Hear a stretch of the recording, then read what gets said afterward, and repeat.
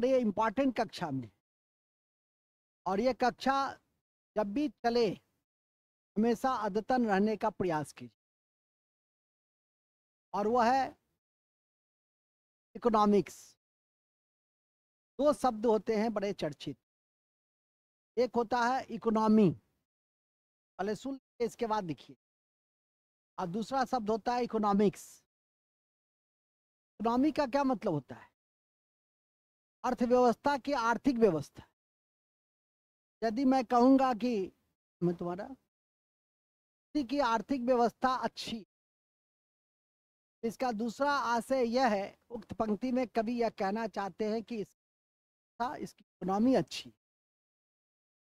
हम कभी नहीं कहते हैं इसका अर्थशास्त्र अच्छा है, क्योंकि अर्थशास्त्र एक सिद्धांत है, और उस सिद्धांत में हम लोग उत्पादन कैसे किया जाए, प्रोडक्शन को कैसे, एक समय था कि प्रोडक्शन तकनीक बहुत पिछड़ी होती थी, समय भी उत्पादन होता था, ऊन हाथ से बुनते थे हम लोग और स्वेटर पहनते थे। लेकिन आज मुझे लगता है कि अब इन्हें गुने चुने ही लोग होते हैं जो हाथ के बने हुए स्वेटर पहनते। तकनीक आ गई तो उत्पादन कैसे हो, किस रूप में संवर्धित हो, इसका अध्ययन कहाँ करते हैं? इकोनॉमिक्स में। इसके अलावा उपभोग, जो संसाधन है, जल संसाधन है, खनिज संसाधन है, नहीं मिट्टी भूमि संसाधन है, अब तो मानव को भी संसाधन के रूप में सरकार कन्वर्ट कर, शिक्षा और स्वास्थ्य को देकर। पर मैं गहरी चिंता व्यक्त कर, भारत में विशेषकर उत्तर भारत के राज्यों में शिक्षा और स्वास्थ्य का स्तर बहुत कम। मूल में आइए, उपभोग मतलब जो जनता है, जो लोग हैं, वो उसका कैसे उपयोग करते हैं। अधिक उपयोग करेंगे तो उसको कहते हैं उपभोग कर। उपभोग और उपयोग में अंतर होता है। यदि जाड़े में गर्मी में पंखा चलाएं तो उपयोग हुआ, लेकिन पंखा के साथ साथ एसी चला लिया, पीछे कूलर भी चला लिया, उपभोग हो गया। तो क्या कहेंगे?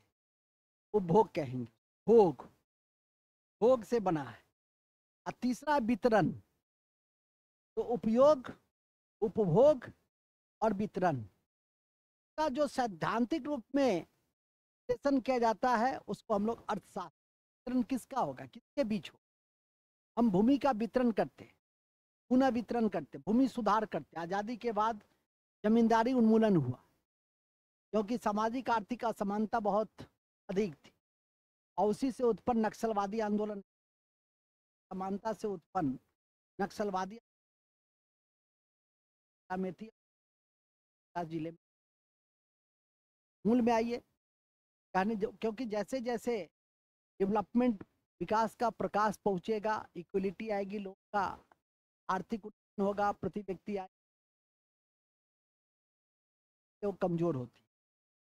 नक्सलाइट मूवमेंट पे उत्पन्न होता है, और नक्सलाइट यही चाहता भी है कि ये व्यवस्था बनी रहे, असमानता बनी रहे। क्योंकि जैसे ही आप स्कूल पहुंचाएगा, पुल पहुंचाएगा, पुल को उड़ा देगा। जब तुम चाहते हो कि विकास पहुंचे, तुम चाहते हो कि समानता आए, तो फिर उड़ाते क्यों? सीधी सी बात है। माओ के दर्शन में विश्वास करता है कि बंदूक से सत्ता निकलती, सत्ता कहाँ से निकलती? नली से निकल। मूल बिंदु पे आइए, बदल गया। हिंसा के माध्यम परिवर्तन होते हैं। जैसा कि मैंने आपको बताया, लोकतंत्र के हाथ इसका जीता जागता उदाहरण है। तो हम लोग अर्थशास्त्र में और अर्थव्यवस्था में अंतर को पहले समझ।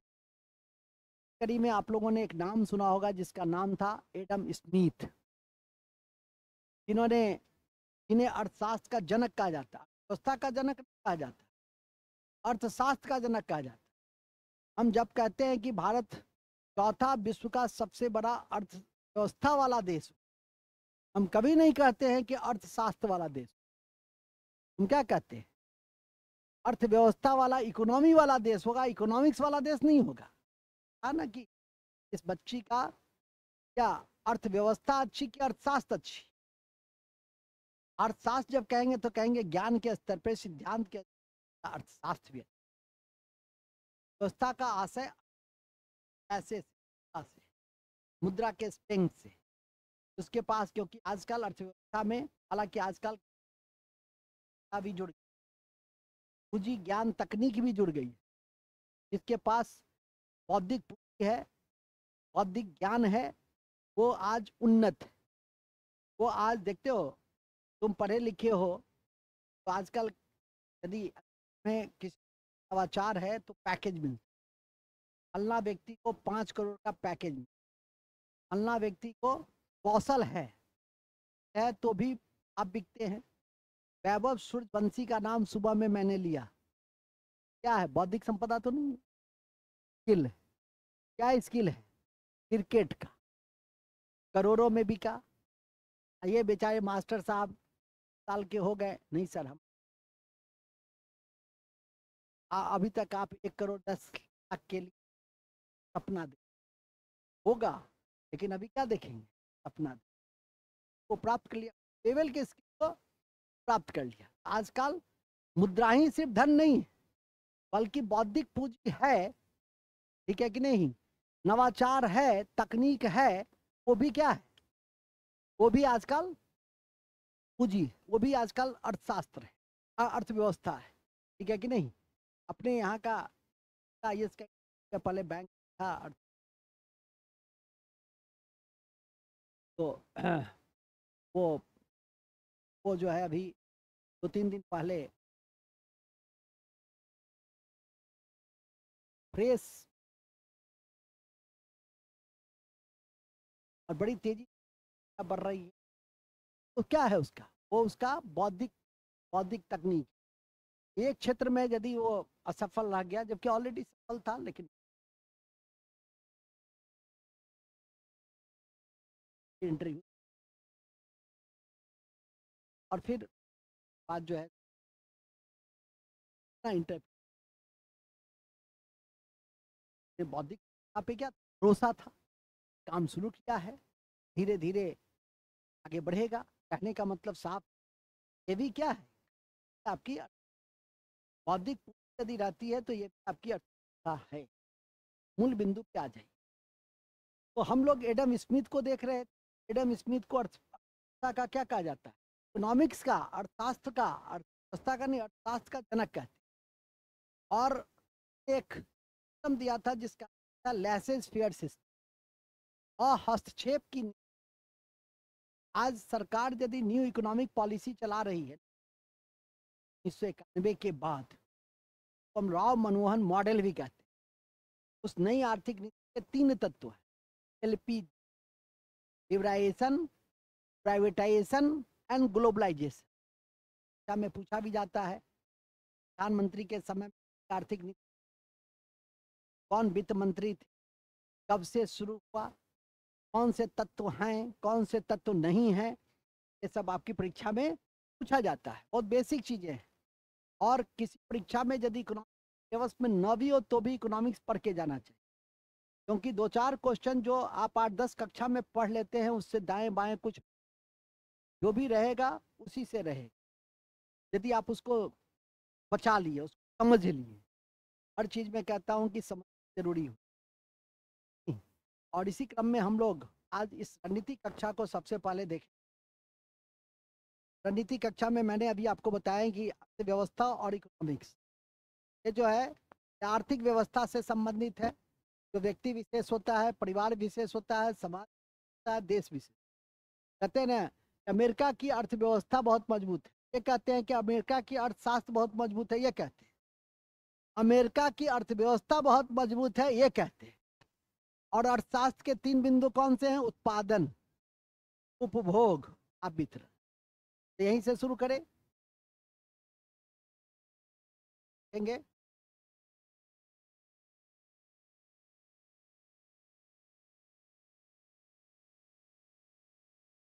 सबसे पहले लिखो अर्थव्यवस्था। अर्थव्यवस्था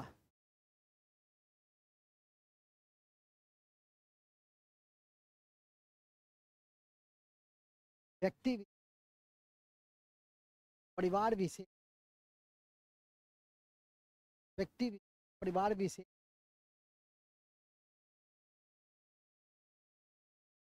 परिवार विशेष,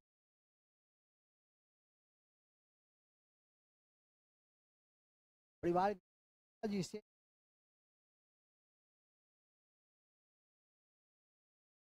देश विशेष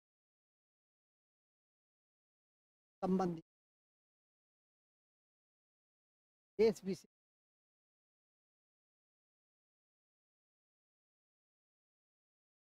संबंधित। जबकि अर्थशास्त्र,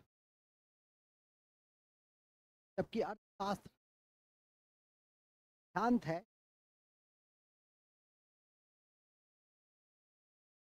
शांत है। अर्थशास्त्र तीन तत्व महत्वपूर्ण, तत्व महत्वपूर्ण। कौन से तीन तत्व? उत्पादन, उपभोग, वितरण। ठीक है, वितरण,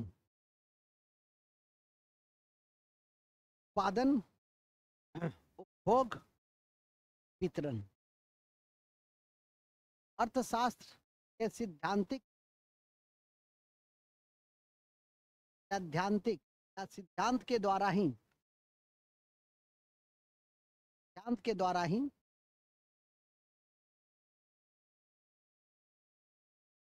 जब बल दिया जाता है कि गरीबी कैसे कम हो, गरीबी कैसे कम हो,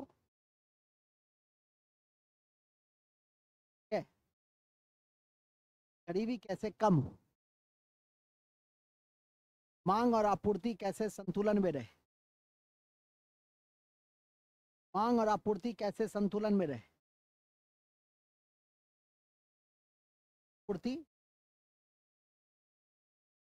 संतुलन में रहे।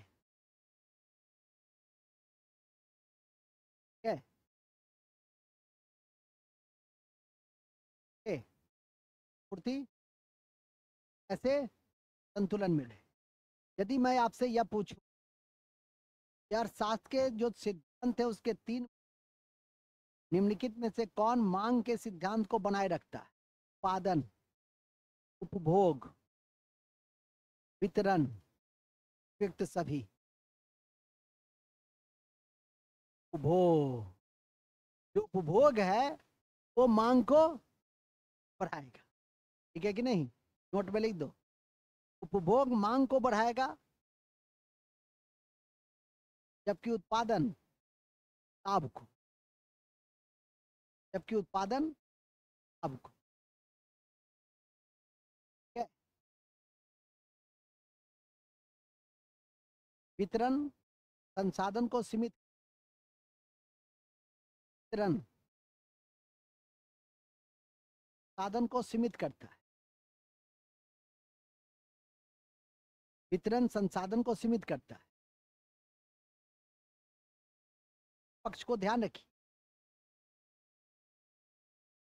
ठीक है, महत्वपूर्ण है कि अर्थशास्त्र के जनक, नेक्स्ट पॉइंट, महत्वपूर्ण है कि अर्थशास्त्र के जनक,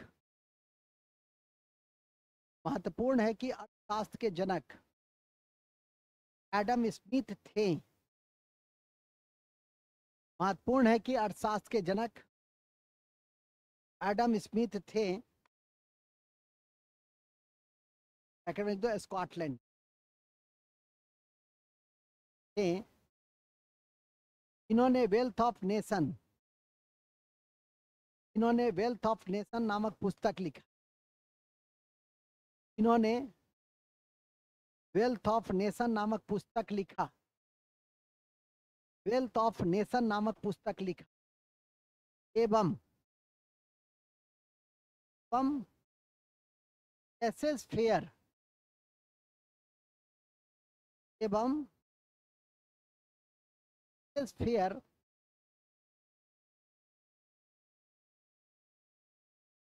एसेस फेयर का सिद्धांत दिया।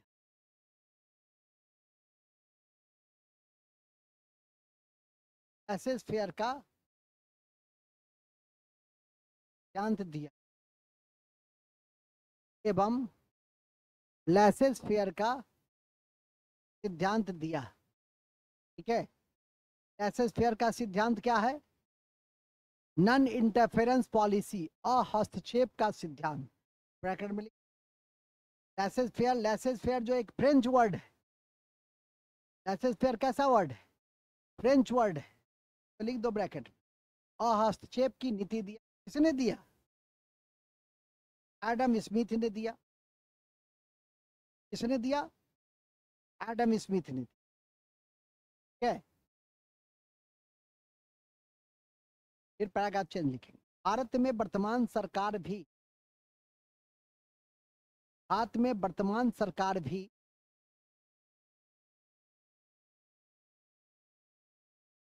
इस अवधारणा को आगे बढ़ा रही है, आर्थिक सुधार नीति।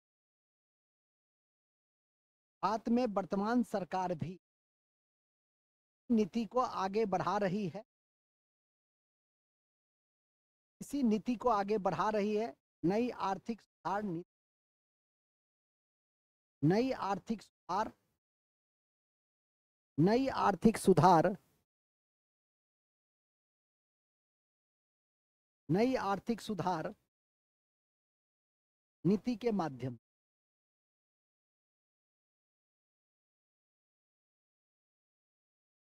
नई आर्थिक सुधार नीति के माध्यम, नई आर्थिक सुधार नीति के माध्यम, नई आर्थिक सुधार नीति के माध्यम देंगे। भारत में नई आर्थिक सुधार नीति 1991 से शुरू की गई, पॉइंट करके लिख देंगे। भारत में, भारत में नई आर्थिक सुधार नीति 1991 से शुरू की गई, नई आर्थिक सुधार नीति 1991 से शुरू की गई। इसे राव मनमोहन मॉडल भी कहते हैं, राव मनमोहन मॉडल भी कहते हैं। सब समझे इसका? समय प्रधानमंत्री थे नरसिंह राव और वित्त मंत्री थे मनमोहन सिंह, इसे राव मनमोहन मॉडल भी कहते हैं। प्रधानमंत्री इसमें कौन थे? हालांकि कालांतर में मनमोहन सिंह भी प्रधानमंत्री हुए। और याद रखिएगा कि मनमोहन सिंह एक ऐसे व्यक्ति, आरबीआई में भी काम किया था, चुनाव आयोग में भी काम किया था, और जो भारत के वित्त मंत्री भी रहे, और वर्ल्ड बैंक वगैरह में भी उन्होंने काम किया, भारत के प्रधानमंत्री भी। तब राष्ट्रीय और अंतर्राष्ट्रीय स्तर के सभी वित्तीय महत्वपूर्ण संस्थानों में काम करते हुए वित्त मंत्री बने और फिर भारत के प्रधानमंत्री बने। उन्हीं के समय में मनरेगा लाया गया था, उन्हीं के समय में providing urban facility area APJ Kalam साहब ने अवधारणा को दिया। उन्हीं के समय में राष्ट्रीय खाद्य सुरक्षा अधिनियम लाया गया था। आज 68% गरीब परिवार का लाभ उठा रहा है। ये सब उनकी योगदान है भारत की अर्थव्यवस्था में, भारत की राजनीति में। सारी अभी हमने आपको कड़ी में आपको ध्यान में रखना है। नई आर्थिक नीति के 3 आधारभूत तत्व होते हैं। एक होता है उदारीकरण, दूसरा होता है निजीकरण, तीसरा होता है वैश्वीकरण। तो हम लोग LPG कहते हैं, प्राइवेटाइजेशन, बी से प्राइवेटाइजेशन, से ग्लोबलाइजेशन। यहाँ उदारीकरण का अर्थ है कि नियम कानून में ढील देना, कंट्रोल को कम करना, कहते हैं उदारीकरण। लाइसेंसिंग, इन्वेस्टमेंट, डी एंटरप्रेन्योर, ये सब होता है उदारीकरण का पक्ष।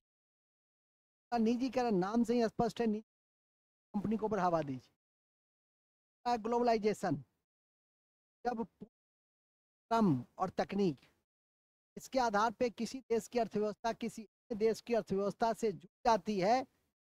पूंजी, श्रम और तकनीक, विश्व के विकसित देश के पास पूंजी है, तकनीक है, वो तो हमसे जुड़ जाती है। हमारे पास क्या है? तो मेरे पास श्रम है। श्रम भी है, शर्म भी। श्रम है, मेरे पास क्या है? श्रम है। और हमारा श्रम विश्व की अर्थव्यवस्था से जुड़ पाता है। क्यों सर? क्योंकि हमारा श्रम स्किल्ड नहीं है। हमारा श्रम जो स्किल्ड है वो देश के विभिन्न भागों में उसकी मांग है। में डॉक्टर इंजीनियर भी है, मैकेनिक भी है, सब है। आप सीधे एमएससी कर लिए फिजिक्स और स्किल के नाम पे कुछ नहीं है तो फिर आप बेकार है। लेकिन जो मूर्ख है, आप लेपिंग करना जानता है कि हम सऊदी अरब में सर 5 लाख रुपया महीना कमा, क्या है? स्किल्ड है। इंडिया में भी आता है, दरभंगा में भी आता है, कुछ यहाँ भी 1 लाख 2 लाख कमा ले। कहने का आशय है वो क्या है? स्किल्ड है। आपके पास डिग्री है, नहीं है। कि नहीं देखते हो सिविल इंजीनियर है और 10,000 पे रहता है। अब और जो राजमिस्त्री है क्या ठाट से वो है, उठता है पहले तो बढ़िया से डायरेक्शन देता है, आपके साथ बैठता उठता है, चाय भी पीता है, सर आप बैठो अब कहीं देख लीजिए। जाता 2 घंटा में 10 गो जोड़िया मारता है और फिर आ जाता है। चलते समय सबसे ज्यादा पैसा 1,000 रुपया लेके। आशा है समझ गए होगे। तो क्यों? क्योंकि वो स्किल्ड है। सिविल इंजीनियरिंग 4 साल की पढ़ाई पढ़े, मिलता है 15,000, और उसको मिलता है 30,000। आशा है बातों को मिक्स यही है। मिक्स में रटना कम है, समझना ज्यादा है। चीजों को समझो, मूल बिंदु पे आ जाइए। मूल बिंदु यह है कि हमने अभी बताया कि 3 तत्व है। वो है 3 तत्व: उदारीकरण, निजीकरण और नई आर्थिक नीति के 3 तत्व है। ध्यान रखें, ध्यान रखें, नई आर्थिक नीति के 3 तत्व है। नई आर्थिक नीति के तत्व हैं। नई आर्थिक नीति के 3 तत्व हैं। पहला है उदारीकरण, लिबराइजेशन। है निजीकरण, प्राइवेटाइजेशन। निजीकरण, प्राइवेटाइजेशन, प्राइवेटाइजेशन। है वैश्वीकरण, ग्लोबलाइजेशन। वैश्वीकरण, ग्लोबलाइजेशन। ठीक है क्या? आता है, समझ गए होगे। तत्व कौन कौन से हैं? अब इसमें वैश्वीकरण को याद रखना है आपको। स्मरण डिफिनीशन के माध्यम से किसको रखना? लिखेंगे वैश्वीकरण। जब वैश्वीकरण में लिखो कि जब जब देश की अर्थव्यवस्था, जब किसी देश की अर्थव्यवस्था, जब किसी देश की अर्थव्यवस्था किसी अन्य देश की अर्थव्यवस्था से, किसी अन्य देश की अर्थव्यवस्था से, किसी अन्य देश की अर्थव्यवस्था से पूंजी, श्रम, पूंजी, श्रम और तकनीक, पूंजी, श्रम और तकनीक, पूंजी, श्रम और तकनीक के द्वारा जुड़ जाती है, जुड़ जाती है, तो उसे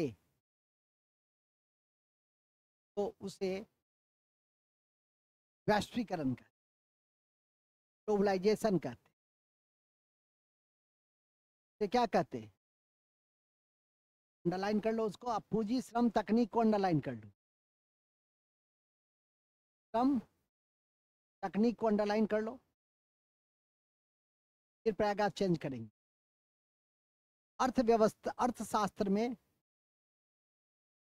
अर्थशास्त्र में उत्पादन सबसे महत्वपूर्ण पक्ष होता है। उत्पादन सबसे महत्वपूर्ण पक्ष होता है, महत्वपूर्ण पक्ष होता है। ठीक है, देखो जब हम, और वो समय के अनुसार बदलता जाता है।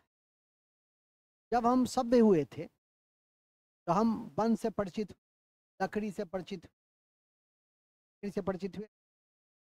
और आज तुम जिस कुर्सी पे बैठे हो लकड़ी का बना हुआ है, लकड़ी का नहीं है, हम जानते हैं। क्या करो जानम, हम पढ़ा रहे हैं ना, समझा रहे हैं। तुम लकड़ी का ही समझ गए तो क्या दिक्कत है? पोडियम पर ठीक, मनुष्य नहीं बने तुम, टाइम लगेगा तुम, अभी नहीं आ गई है, बनेगा भी नहीं। चलो ठीक है, बड़े अच्छे जगह पे थे हम। तो लकड़ी से क्या बन गया? फर्नीचर। तो उत्पादन की गुणवत्ता बढ़ गई कि घट गई? हम लकड़ी से क्या बना दिए, और जो बनाया एक तबका या जो एक क्लास के रूप में डेवलप किया जिसका नाम है बढ़ई। ऋग्वेद में भी बढ़ई शब्द का उल्लेख मिलता है, जिसको हम लोग तक्षण कहते थे। उत्तर वैदिक काल में लोहा मिला तो लुहार आया। कभी कभी परीक्षा में पूछता है कि उत्तर वैदिक में इनमें से कौन से शब्द प्रचलित हुए? लुहार। या ऋग्वैदिक काल में कौन से शब्द से परिचय नहीं था? लुहार। क्योंकि लोहा जब आएगा तब ना लुहार, लोहा जब आएगा तब ना लुहार। तो यही है प्रेजेंस ऑफ माइंड, ध्यान रखिए। ऋग्वैदिक सिंधु काल में हम पढ़ाते हैं ना, हड़प्पा काल में, कि हड़प्पा काल में गाय से परिचित, हड़प्पा काल में धान से परिचित, ठीक है कि नहीं?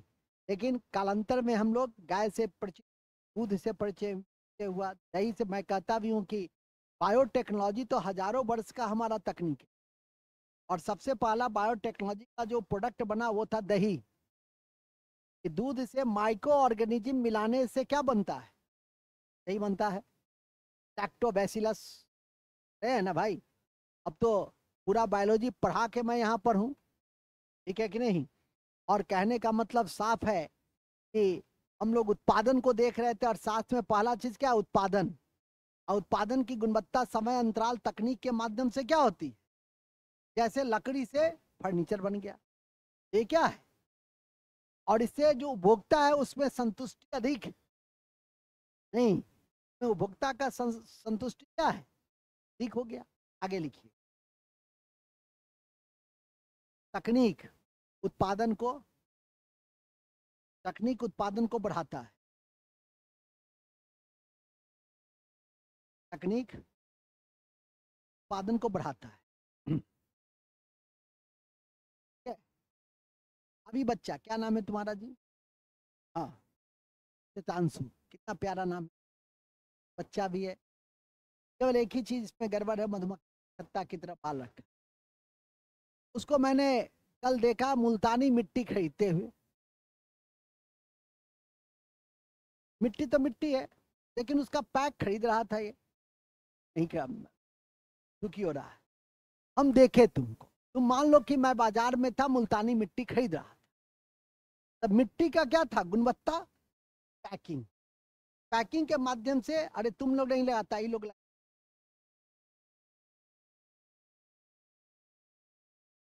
ठीक है कि नहीं? तुम लोग नहीं लगाता होगा, ये लोग लगाती है। नहीं लगाती है, पार्लर में जाती है तो जोड़ लगाती है। वो मुल्तानी मिट्टी ही रहता है, तुमको लगाने की जरूरत नहीं है। तुम लगाओगे तो हो सकता है कि तुम्हारा रंग और झड़ जाए। ठीक है? हाँ, तो खैर मैं, बातों को समझो। हम समझा रहे उत्पादन, उत्पादन का गुणवत्ता। हमको मुल्तानी मिट्टी लगाने की जरूरत है? क्यों? स्मार्ट नहीं है, तुमसे ज्यादा गोरे हैं।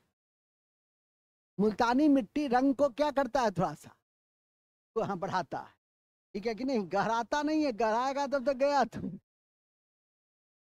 तो वही बात समझ में आ गई? लकड़ी से फर्नीचर, मुल्तानी मिट्टी से बाजार के माध्यम से, पैकिंग के माध्यम से ग्राहकों को संतुष्ट कीजिए, उसके उत्पादन में क्या हो गया? वृद्धि हो गई। अब मुल्तान से मिट्टी का पैकिंग शुरू हो गया, 10 व्यवसायी उससे जुड़ गए, सरकार के साधन हो गए, वो आर्थिक स्थिति होने लगी, उस जो अर्थव्यवस्था है वो क्या होने लगी? वो अर्थशास्त्र ने उसकी अर्थव्यवस्था में लाभ पहुंचा। उत्पादन, उत्पादन किसका विषय? अर्थशास्त्र का। उसका आर्थिक स्थिति बदला तो वो अर्थव्यवस्था बदल गया। क्या है संबंध? नेक्स्ट आगे बढ़ लिखेंगे, उल्लेखनीय है कि उत्पादन के लिए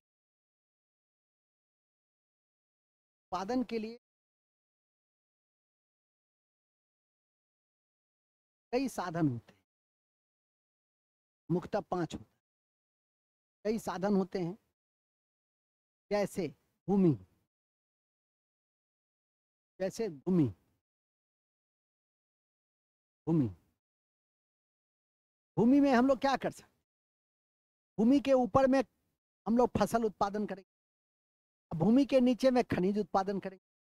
ये चीज होगा ना जी, या तो हम फसल उपजाएंगे या खनिज उपजाएंगे, उत्पादन होगा ना। तो पहला क्या है? भूमि, और उससे मिलेगा हमको किराया। तो क्या मिलेगा? तो भूमि से किराए की प्राप्ति होगी, किराए की। दूसरा है श्रम, दूसरा है श्रम, श्रम, श्रम मतलब लेबर। जब ही लेबर है, हम श्रमिक हैं कि नहीं? कैसे? हम तो सारी काम नहीं कर रहे। हाँ, श्रमिक दोनों काम करता है, शारीरिक और, आप अपने से नहीं, जो सर हम लोग के विषय में नहीं सोचे, श्रमिक नहीं है, ठीक है, तुम लोग तो कितना आराम से आनंद से, ठीक है, मूल में आ जाइए। अच्छा, बाद का भी हाल तो यह समझो, कौन? तो जो शारीरिक और मानसिक श्रम करता है, तुम जो मानसिक श्रम कर रहे हो, शारीरिक नहीं किया, इतना पैदल हाँफते नहीं, तो जो शारीरिक और मानसिक श्रम करे वो श्रमिक कहलाएगा। शारीरिक और मानसिक श्रम करता है, शारीरिक और मानसिक श्रम करता है और मानसिक श्रम करता है। तीसरा है पूंजी। बिना पूंजी का आजकल उत्पादन नहीं हो सकता। क्या है, मुल्तानी मिट्टी मिलता है, पैकिंग करने के लिए पूंजी चाहिए ना। फर्नीचर, लकड़ी से फर्नीचर बन गया, लेकिन उसके विविध सारे आयाम को जोड़ने के लिए पूंजी चाहिए ना। पूंजी मतलब धन का वो भाग जो उत्पादन में इस्तेमाल किया जाता है, उत्पादन बढ़ाने में इस्तेमाल किया जाता है, वो क्या होगा? पूंजी। धन है, धन का वह भाग है, पूंजी हो गया। और चौथा है आपका उद्यमिता, इंटरप्रीनरशिप। चौथा है उद्यमिता। उद्यमिता क्या हुआ? अब तुमसे कहा कि इंटरप्रीनरशिप क्या हुआ? जो उत्पादन में होने वाले हानि और लाभ को सह ले। जो बिजनेसमैन है वो तो हानि भी हो सकता है, नहीं, दोनों चीज हो सकता है। कोरोना काल में उन्होंने देखा कि जो सबसे लाभ में चलने वाला उद्योग था वो सबसे हानि में, जैसे होटल इंडस्ट्री, ठीक है कि नहीं? एक बार पूंजी लगा दीजिए, बैठ करके खाइए, 2 4 10 स्टाफ रखे, कोई टेंशन नहीं। लेकिन कोरोना में क्या हुआ? तो बंद। अब वो 20 कार्मिक को हटाना भी मुश्किल, ठीक है कि नहीं? और उसको पैसा लोग देता रहा, नहीं कि रोज रोज पे उसको रखा था, उसको वेतन पे रखा। तो जो जो लाभ उठाया वर्षों तक, वो हानि भी उठाया। तो उसको कहते हैं इंटरप्रीनरशिप, उसको कहते हैं उद्यमिता। अब पांचवा होता है संसाधन। संसाधन, संसाधन, संसाधन, बस संस्था जो उत्पादन को एकत्रित कर, बस संस्था उत्पादन के सभी साधनों को एकत्रित करता है। वह संस्था उत्पादन के सभी साधनों को एकत्रित करता है, उसे क्या कहते हैं? उसे संसाधन। और पूंजी होती है जो धन का वह भाग जो पुनः उत्पादन के लिए इस्तेमाल किया जाता है, वो क्या कहते हैं? उसको पूंजी कहते हैं। तो सीमिता हो गया नहीं, संसाधन हो गए, संगठन संसाधन हो गया, श्रम हो गया, लैंड हो गया। अब इसमें आता है उत्पादन किसका होता है? वस्तु का। क्या होता है उत्पादन? उत्पादन वस्तु का होता है। उत्पादन वस्तु का होता है। उत्पादन वस्तु का होता है। क्या वस्तु का होता है? क्या भोक्ता? हम लोग क्या है? उपभोक्ता है। तो हम लोग के पास कई तरह के वस्तु होते हैं। एक होता है टिकाऊ वस्तु, नहीं उत्पादन किए, मकान बनाए, गाड़ी खरीदे, क्या हो गया? वो हो गया टिकाऊ। कार खरीदे, खरीदे, टीवी खरीदे, वो क्या हो गया? एक होता है न टिकाऊ, डिटर्जेंट लाया छीटे उसी, नहीं क्या हो गया? डिटर्जेंट, साबुन। हाँ डिटर्जेंट समझ गया, उसको कहते हैं। डिटर्जेंट से सफाई नहीं हुआ तो वहाँ बस का सफाई नहीं हुआ, अपने शब्द पकड़ता है। देखते हो कितना बदमाश है। मास्टर साहब ऐसे ऐसे किए हैं तो नहीं सर वो डिटर्जेंट नहीं, वो डीओ है। हम तो जानबूझ करके कुछ छोड़ देते हैं कि देखे कि कहता क्या है, ठीक है कि नहीं। लेकिन क्या किया? कहा कि सर वो डिटर्जेंट नहीं, वो डीओ है। जो वस्त्र पहन के आया वो कौन चीज है? तो से साफ किया, डिटर्जेंट से साफ किया है। खरा हो तुम, खरा हो तुम, ही बता देगा। साबुन और डिटर्जेंट में क्या अंतर? हाँ क्या है? आएंगे आप पहाड़ फेंक देता है। बट डिटर्जेंट में सल्फोनिक एसिड, तो सल्फोनिक जो होता है ग्रुप, वो क्या करता है? पूरी तरह से साफ करता है, ठीक है कि नहीं।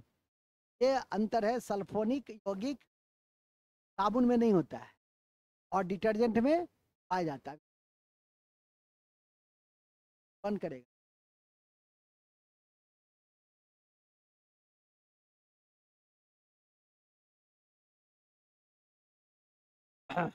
चलिए, बार कहें कि माँ आपसे हाँ टांग देता है कहीं,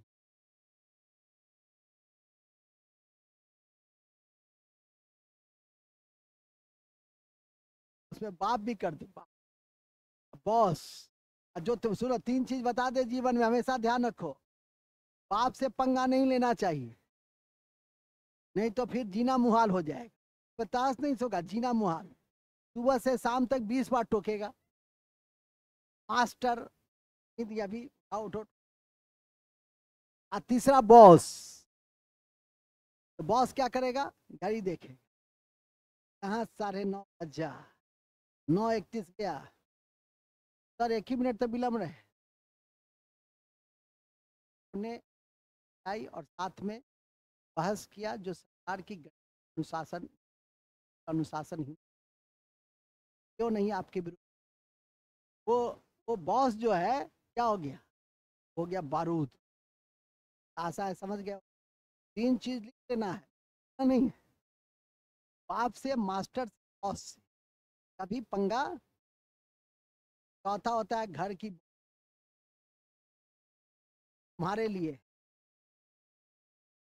मुंह देखा है अपना, मुंह पे पत्नी आएगी, चार लात देगी, समझ में के नाम पे जो उत्साहित होता है। हाँ तो मैं बता रहा था बड़ी अच्छा, वो कहाँ गई थी? उसका ब्याह ठीक हुआ था, नहीं आई है लगता, आज फाइनल है। हाँ चलिए खैर कहाँ थे, बिया हुआ मत करना, पढ़ो लिखो, जैसे पढ़ो लिखो, ठीक है। आगे लिखिए, पहले क्या लिखे जी, उत्पादन वस्तु का होता है, टिकाऊ और गैर टिकाऊ, समझे ना, इतना नहीं है, इसे समझना है कि टिकाऊ कौन होगा, जो थोड़ा सा लंबे रहेगा। तो बुद्ध का वचन है, अंतिम शब्द है, वैधमा संखारा अपमादेन संपादित। उस ख्याल से देखिए तो कोई वस्तु टिकाऊ नहीं है। इस वस्तु का उत्पादन हुआ है, उत्पन्न हुआ है, उसका नष्ट होना तय है, या प्रमाद के साथ मुक्ति के लिए प्रार्थना की, तो बुद्ध का है। लेकिन अर्थशास्त्र की भाषा में टिकाऊ और गैर टिकाऊ होता है, कि नहीं सोचना है सर, पढ़ाते हैं इकोनॉमिक्स में कुछ, सबका अपना अपना क्या है सिद्धांत, स्टाइल नहीं है, सिद्धांत है। अब एक होता है फाइनल वस्तु। फाइनल वस्तु क्या हुआ, दे दिया निम्नलिखित में से अंतिम वस्तु है गेहूं, आटा, मैदा, बेकरी, पाव रोटी। अंतिम वस्तु क्या है, ऐसा है, समझ गए। अंतिम वस्तु की कीमत हमेशा अधिक होती है, अंतिम वस्तु की कीमत हमेशा क्या होती है, अधिक होती है, ठीक है कि नहीं।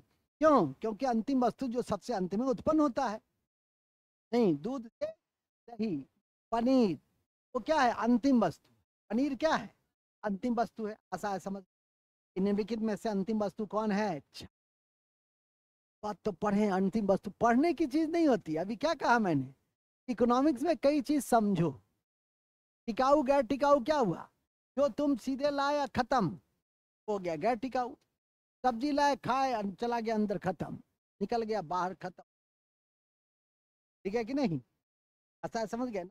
तो टिकाऊ गैर टिकाऊ और और अंतिम वस्तु, ठीक है, ये सब होता है। गैर टिकाऊ वस्तु भी उपभोक्ता वाला हो सकता है, लग्जरी हो सकता है, और टिकाऊ वस्तु भी लग्जरी हो सकता है, ठीक है कि नहीं।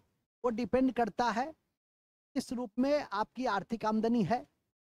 नैनो कार आवश्यकता भी हो सकती है, लग्जरी भी हो सकती है, और 1 करोड़ का कार वो आपका लग्जरी भी हो सकता है, किसी के लिए आवश्यकता भी हो सकता है। आपके लिए हो सकता है लग्जरी है, लेकिन किसी ऐसे वर्ग के लिए क्या हो सकता है, बुलेट प्रूफ कार, वो उसकी आवश्यकता है। प्रधानमंत्री जी 10, मुख्यमंत्री 5 बुलेट करते हैं, वो लग्जरी नहीं है, बल्कि वो उनकी आवश्यकता है, उनकी सुरक्षा के दृष्टि ऐसा महत्वपूर्ण है। कई तरह के फैसले स्तर पर, राज्य के स्तर पर कई लोगों से उनका वह एनिमी रहता है, तो ऐसा क्या होती है, क्या कर रहा है जी। तो ऐसी स्थिति में उनकी सुरक्षा ज्यादा महत्वपूर्ण होती है, तो आवश्यकता भी हो सकती है। और आपके दृष्टि से क्या होगा, देखियो 5टा, देखियो हेलीकॉप्टर से आला, उनके हर समय का क्या है महत्व, ठीक है कि नहीं।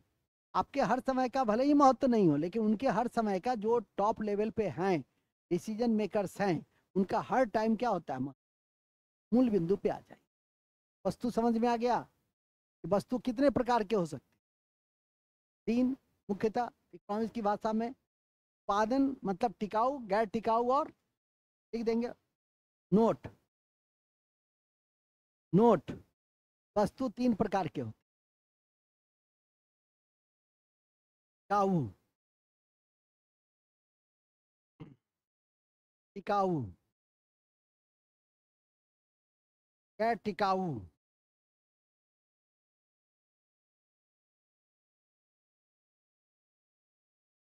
टिकाऊ, गैर टिकाऊ, और अंतिम वस्तु।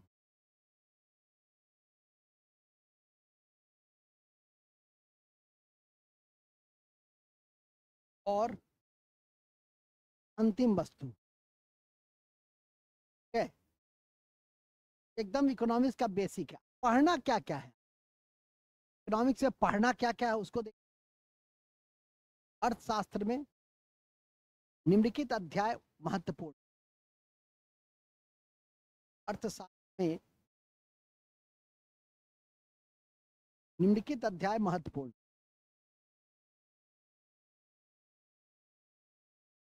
निम्नलिखित अध्याय महत्वपूर्ण है। सबसे पहला है परिचय, अर्थव्यवस्था का परिचय। अर्थव्यवस्था का परिचय पहला है अर्थव्यवस्था का परिचय। नीचे अर्थव्यवस्था के परिचय में दो शब्द बड़ा महत्वपूर्ण, एक है आर्थिक विकास,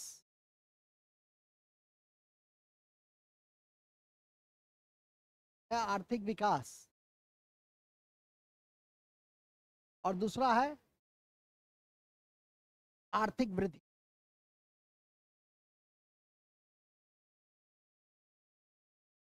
विकास और वृद्धि में क्या अंतर? तुम्हारा बच्चा मुस्कुराता है, आया था इस इतना बड़ा और अभी हो गया इतना बड़ा, नहीं आता है, तो क्या वृद्धि हुआ? क्या क्या हुआ? वृद्धि हुआ। लेकिन ये शतांशु, यांशु, पांशु, तरांशु, ये सब जो नाम है, ये खड़ा होता है, क्या बोलता है? नहीं, ज्ञान का प्रदर्शन, व्यक्तित्व का प्रदर्शन। वृद्धि है कि विकास है? विकास। समझ गए कि हमारा यदि प्रति व्यक्ति आय बढ़ता है तो यह हुआ वृद्धि, शास्त्र के शरीर के एंगल में नहीं। और शास्त्र के एंगल में देखो कि प्रति व्यक्ति आय बढ़ता है किससे? राष्ट्रीय आय में वृद्धि हो जाती है, तो यह हुआ वृद्धि। राष्ट्रीय आय में परिवर्तन हो गया, आय में परिवर्तन हो गया, तो ये हो गया क्या? लेकिन प्रति व्यक्ति आय के साथ साथ यदि तकनीक परिवर्तन हो गया, ठीक है, समय अंतराल कम हो गया, पहले सड़क बनती थी, पहले लगता, फिर अलकतरा का बड़ा सा, फिर एक ठो रोलर आता, 1 महीना खड़ा रहता था, फिर बनता था सर अगले। और आज देखोगे कहीं पर प्लांट बना दिया, आया रात में करके चला गया, पता भी नहीं चला सड़क। ये क्या है? तकनीकी परिवर्तन। ये वृद्धि है या विकास? ये विकास। क्या है? विकास। पहले था चौक डस्टर लेके आए मास्टर, चौक खत्म, जा मास्टर साहब लिखते कैसे? अब है स्मार्ट बोर्ड। नहीं है चौक, कोई बात नहीं, कलम नहीं है, कोई बात नहीं, क्या लिखना है बोलो, जो कहोगे वही लिख देंगे। तकनीक है ना जी, ये क्या है? टेक्निक। ये परिवर्तन जो है, यही क्या है? यही विकास है। आशा है समझ गए? ठीक है कि नहीं?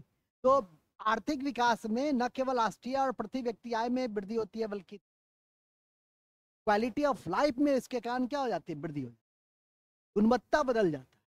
ठीक है कि नहीं? एक समय में एकमात्र राजदूत हुआ करता, फटफट। आज देखो कितने तरह का मोटरसाइकिल आ गया, फौजी आ गई, अब फेमा आ गया, लेकिन फेमा के कारण इलेक्ट्रिकल टूल्स आ गए। पहले एकमात्र होता था पेट्रोल, अब होड़ लगी हुई विश्व में कि कौन सबसे पहले पेट्रोल और डीजल पर आधारित परिवहन को समाप्त करेगा, होड़ लग गई। ठीक है कि नहीं? तो ये होता है परिवर्तन, ये होता सकारात्मक परिवर्तन, जिसको हम लोग क्या करते हैं? विकास का। आर्थिक विकास, आर्थिक वृद्धि में व्यापक कक्षा है, और उसका अध्ययन कहाँ करेंगे? इस परिचय में। उसी तरह से हम प्रकार पढ़ें। अर्थव्यवस्था का ही प्रकार होता है, ये विकासशील विकसित अर्थव्यवस्था नहीं, ये उभरती हुई अर्थव्यवस्था है, ये पूंजीवादी अर्थव्यवस्था, ये समाजवादी अर्थव्यवस्था, ये मिश्रित अर्थव्यवस्था है। ठीक है, भारत किस अर्थव्यवस्था के करीब है? भारत मिश्रित अर्थव्यवस्था और उभरती हुई, हम लोग विकसितता की तरफ उन्मुख हो रहे हैं। यदि हमारी प्रति व्यक्ति आय इंप्रूव कर जाए, जब देश को आज़ादी मिली थी तो एक दादा भाई नौरोजी थे, जिन्होंने राष्ट्रीय आय और प्रति व्यक्ति आय का सिद्धांत दिया। सबसे पहले वैज्ञानिक विश्लेषण करने वाले वही थे, जो जिनके सिद्धांत में, उनका एक सिद्धांत था ड्रेन ऑफ वेल्थ, और उस सिद्धांत में दादा भाई नौरोजी, इस सिद्धांत में सर सैयद अहमद खान विश्वास नहीं करते। कभी कभी पूछता भी है कौन से ऐसे प्रसिद्ध नेता थे जो दादा भाई नौरोजी के ड्रेन ऑफ वेल्थ के सिद्धांत में विश्वास नहीं किया? उनका नाम था सर सैयद अहमद खान। मूल में आ जाइए, तो ये हुआ क्या, ये हुआ आपकी जो मैंने बताई आपके प्रकार में, ये हुआ प्रकार में जो मैंने बताया कि पहले मिश्रित, बढ़ती हुई विकसित। तो प्रति व्यक्ति आय के दृष्टि से भारत एक समय में 30 रुपये, आज जब व्यक्ति आय का सिद्धांत आया तो आज 1.5 लाख रुपए से अधिक हमारा प्रति आय। सबसे अधिक प्रति व्यक्ति आय में गोवा और चंडीगढ़, बिहार उनमें सबसे पीछे। बिहार में भी पटना, मुंगेर, बेगूसराय सबसे आगे है, उधर सुपौल, ये सब क्या है, सबसे पीछे। आसन, आसन में भी बहुत सारे तत्व एब्जॉर्ब करना चाहोगे तो एब्जॉर्ब कर लोगे। मूल बिंदु यह है, प्रकार हम लोग वहीं पढ़ेंगे, है कि नहीं। तो परिचय, प्रकार, परिचय, प्रकार, परिचय और प्रकार, है अध्ययन हम लोग करेंगे। पहला दिन लिखिए, सबसे महत्वपूर्ण है राष्ट्रीय राष्ट्रीय अवधारणा, राष्ट्रीय आय की अवधारणा।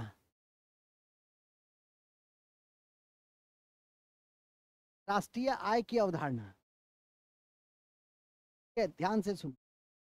ये जो राष्ट्रीय आय है वो क्या है, किसी भी अर्थव्यवस्था में, जैसे भारत की अर्थव्यवस्था, एक निश्चित वर्ष में जितना भी हम उत्पादन करते हैं का अंतिम वस्तु जो होता है, कुल मौद्रिक मूल्य क्या कहलाता है, राष्ट्रीय आय। कम में ग्रॉस डोमेस्टिक प्रोडक्ट की अवधारणा है, ग्रॉस नेशनल प्रोडक्ट की अवधारणा। और याद रखिए कि जैसे जैसे आगे बढ़ रहे हैं, सब कर रही है, बन रहे हैं, ठीक है। उस क्रम में हम लोग और तीसरे नहीं, और आप लोग बेहतर मानव संसाधन हुए का पहला क्यों, क्योंकि उसका मानव संसाधन क्या है। और अभी ट्रम्प की पॉलिसी है American first, America first, American first, है कि नहीं। और उसी पे चल रहे हैं। जैसे हमारे यहाँ भी एक है चिराग पासवान, एलजेपी के हेलीकॉप्टर, वो भी कहते हैं बिहार फर्स्ट, बिहारी फर्स्ट नहीं। उन्हीं के तर्ज पर जन स्वराज के स्थापक प्रसाद कह रहे हैं कि बिहार फर्स्ट, बिहारी फर्स्ट। अच्छी बात, हम माननीय मुख्यमंत्री जी कहते हैं बिहार बढ़ेगा। सबका अपना अपना एंगल हो। मूल बिंदु भी मैं राष्ट्रीय आय के ब्रैकेट में जीडीपी, जीएनपी,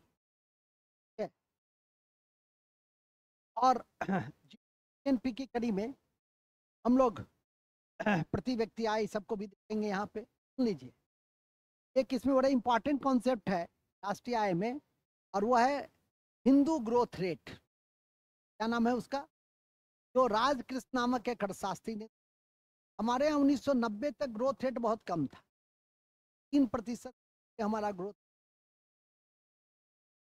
पहली बार 8वीं योजना बनी, भारत उन देशों में, और नियोजन के माध्यम से, प्लानिंग के माध्यम से विकास का रास्ता तय किया। 1951 में हमारी पहली योजना बनी, ठीक है। और हालांकि आज़ादी के पहले ही हमने उस पर फिलोसफिकल केस तैयार की थी, तो सुभाष चंद्र बोस के मार्गदर्शन में जवाहरलाल नेहरू की अध्यक्षता में इसकी स्थापना की। हमने आज़ादी से पहले ही बॉम्बे प्लान बनाया, आदर्शी। हालांकि प्लानिंग के जनक भी को माना जाता है। उन्होंने एक किताब भी लिखी जिसका नाम था प्लान इकोनॉमी फॉर इंडिया, 1900। आज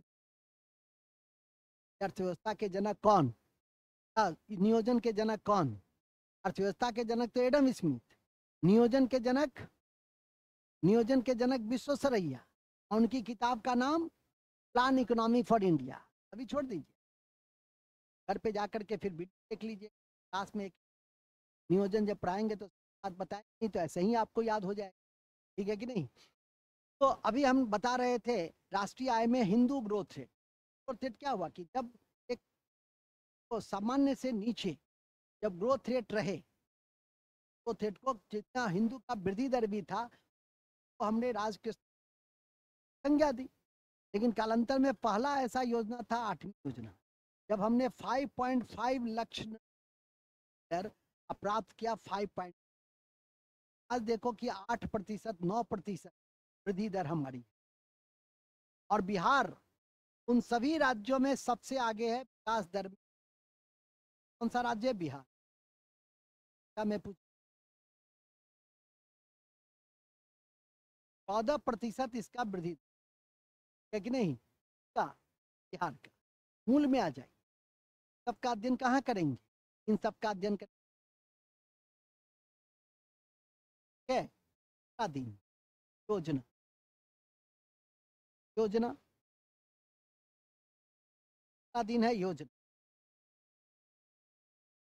दिन है योजना। समय था कि 15 मार्च 1950 को मंत्रिमंडल के प्रस्ताव से हमने योजना आयोग की नींव रखी थी। कालांतर में 1 जनवरी 2015 को नीति आयोग बना, नेशनल इंस्टीट्यूशन ट्रांसफॉर्मिंग इंडिया। 1 जनवरी 2015 को हमने बनाया और जिसके पहले अध्यक्ष हमारे प्रधानमंत्री जी बने। उसके योजना आयोग और नीति आयोग के अध्यक्ष कौन होते हैं? प्रधानमंत्री। पहले उपाध्यक्ष प्रसिद्ध अर्थशास्त्री को बनाया गया जिनका नाम था अरविंद पनगरहिया। ठीक है, उस अरविंद पनगरहिया को नहीं भूलिएगा, जो प्रथम उपाध्यक्ष थे नीति आयोग के। पंचवर्षीय योजनाओं का अनुमोदन करने के लिए एक संस्था बनाया हमने 6 अगस्त 19, जिसमें देश के सभी मुख्यमंत्री को सम्मिलित किया। उस संस्था का नाम था राष्ट्रीय विकास परिषद। और वो जब अप्रूव करता था तो संसद अनुमोदित करता था। योजना का अंतिम अनुमोदन कहाँ होता था? संसद में। पहले 5 वर्षों के लिए योजना बनाई जाती। देश में 12 योजना बनाई गई। उसके बाद पर्सपेक्टिव प्लानिंग पे, हर वर्ष के प्लानिंग पर नीति आयोग फोकस करता। हमें 2030 तक, 145 तक, 135 तक देखते होंगे कि हर का एक टारगेट रखा है। 2070 तक हमको 0 कार्बन कर, ठीक है कि नहीं? 2025 तक हमको टीबी उन्मूलन कर देना। 2030 एक हम टारगेट रख रहे हैं। और अब हम लोग पंचवर्षीय योजना नहीं बनाते। हमको मुझे लगता है कि ये समस्या 1 वर्ष में समाप्त हो सकती है तो 1 वर्ष के अंदर वाली प्लान। यदि मुझे लगता है कि यह 7 वर्ष में समाप्त हो सकती है तो 7 वर्ष वाली प्लानिंग। यदि मुझे लगता है कि 15 वर्ष में समाप्त हो सकती है तो 15 वर्ष वाली प्लानिंग बन। यदि नीति है कि नहीं? वास्तविकता तो यही है कि गरीबी और बेरोजगारी कभी समाप्त न होने वाली क्या है? समस्या है। ठीक है कि नहीं? हाँ, उसको कितना हम मिनिमम कर सकते। गरीबी तो हम मिनिमाइज कर सकते, लेकिन बेरोजगारी क्या है? एक्चुअली विकसित देशों में भी तुम काम नहीं करना चाहोगे, एक सर्टेन लेवल से नीचे नहीं काम करना चाहोगे तो क्या होगा? तुम्हारी क्षमता यदि तुमको लगता है कि हम टॉप लेवल के क्षमता वाले आदमी, इससे कम नहीं करेंगे, वो तो हमेशा रहे। गरीबी मिनिमाइज हो सकती। इसलिए कल्याणकारी अर्थशास्त्र के जनक अमर्त्य सेन ने कहा, गरीबी राज्य द्वारा उत्पादित, शासन सरकार के द्वारा उत्पादित। यदि शासन सरकार राज्य चाहेगा तो गरीबी को क्या कर सकता है? कम कर सकता है, मिनिमाइज कर सकता है। तो कर ही रहा है सरकार। मनरेगा किसके लिए? वो उन्मूलन करने के लिए। राष्ट्रीय खाद्य सुरक्षा में हम भोजन दे रहे हैं, किस क्या कमी हो रही? गरीबी ही। हम उज्ज्वला योजना के तहत सिलेंडर दे रहे हैं, कमी। इसी कड़ी में एक सुखेत मॉडल भी बहुत चर्चित रहा है, जो झंझारपुर का कृषि विज्ञान केंद्र के एक बड़े वैज्ञानिक, जो हमारे मित्र भी हैं, उनका मन की बात में प्रधानमंत्री ने सुखेत मॉडल कहा। और सुखेत मॉडल के माध्यम से भी गांव की गरीबी को कम की जा सकती। उस सुखेत मॉडल में जलवायु परिवर्तन भी कम हो सकता है, गोबर का उपयोग करके, और गोबर से किसानों की आय भी बढ़ सकती है। पशुधन के पेशा को अपनाइए। ऐसे भी कृषि और पशुधन दोनों एक दूसरे के क्या है? पूरक है। खेती के विकास में और आज के खेती के विकास में जब हम प्राकृतिक कृषि पे बल दे रहे हैं, हम जैविक खेती पे बल दे रहे हैं, तो उसमें तो पशुधन की महत्ता तो अपने आप स्थापित हो। मूल बिंदु पे आइए तो हम लोग नियोजन को देखें, है कि नहीं? नियोजन 12 नियोजन हुए, उसके मूलभूत बिंदु को देखेंगे। नियोजन में जो परिवर्तन हुए और विगत 9 साल या यूं कहिए कि 10 साल की जो नीति आयोग की उपलब्धियां हैं, उन सबको हम लोग किस अध्याय में देखेंगे? तो नियोजन के नियोजन, ठीक है।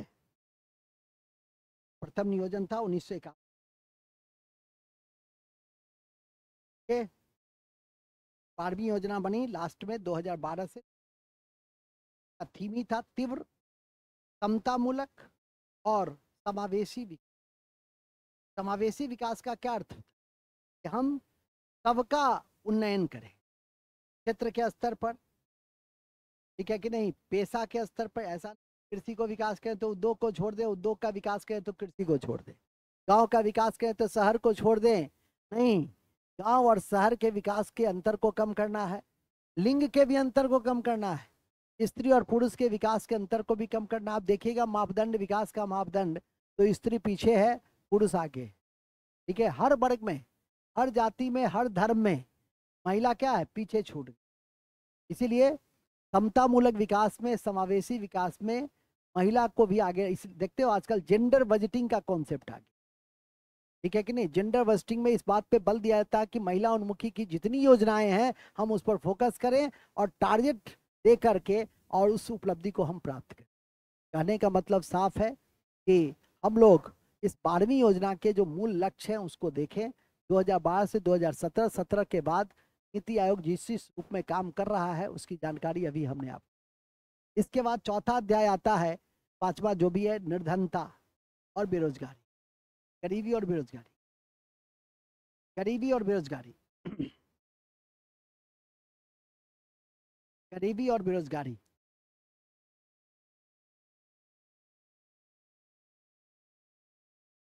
आजादी से पहले दादा भाई नौरोजी पहले ऐसे व्यक्ति नहीं है, सुनना है कि नहीं? क्या करके उस वीडियो को फिर से देखिएगा, सुनिएगा, ऐसे ही आपको बहुत सारे ज्ञान मिल जाएंगे फिर भविष्य में। आजादी के बाद सबसे पहले, ठीक है, दादा भाई नौरोजी ही थे जिन्होंने गरीबी को मापने का प्रयास किया, ठीक है। और ऐसा भी नहीं हल्ला मचा देना है, कहिए कि ये सर बेकार 10 दिन पर, पहला दिन जो दिए सारा कुछ, फिर क्या हो जाएगा? हो जाएगा नहीं, रहेगा ही। जितनी परिचर्चा हम कर दिए हैं, बच गया तो भी बल्ले बल्ले, ठीक है कि नहीं। तो हमने कहा कि स्वतंत्रता से पहले दादा भाई नौरोजी भारत के ग्रैंड ओल्ड मैन, 3 बार कांग्रेस के अध्यक्ष, ब्रिटिश हाउस ऑफ कॉमन्स में चुने जाने वाले पहले रहनुमाई माजदा सभा के संस्थापक, रफ्त गफ्तार पत्रिका के संपादन, ट्रेन ऑफ वेल्थ उन्होंने दिया, एक किताब लिखी poverty and un-British rule of India. उसी में सबसे पहले poverty and un-British rule of India, गरीबी का मापन किया। किसने? दादा भाई नौरोजी। कालांतर में फिर आरसी दत्ता और अन्य। में आजादी के बाद सबसे बढ़िया मापन करने, कैलोरी बेसिस पे, गांव में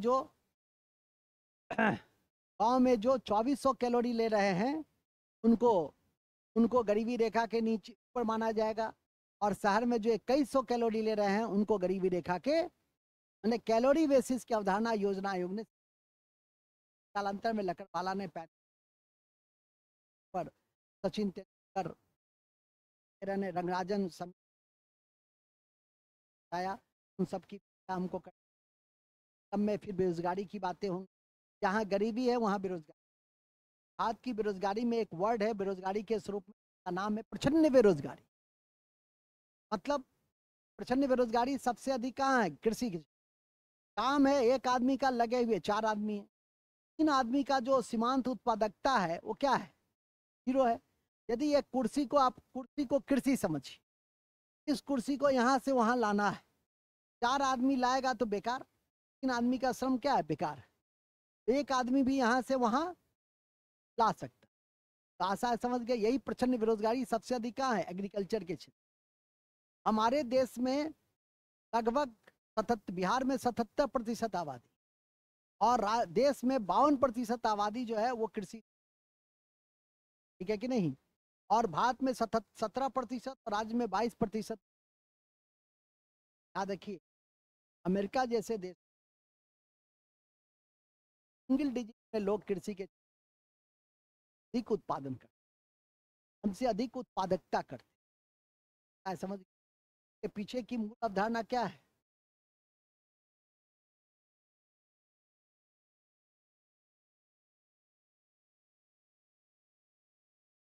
सारा कोई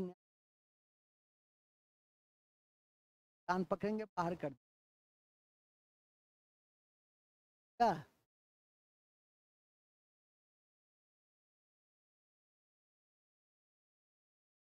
उसको समझो।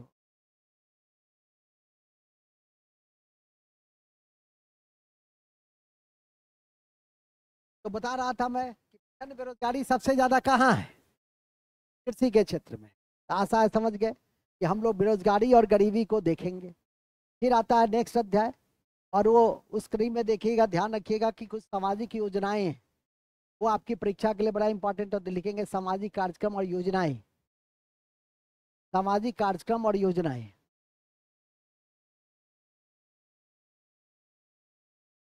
कार्यक्रम और योजनाएं।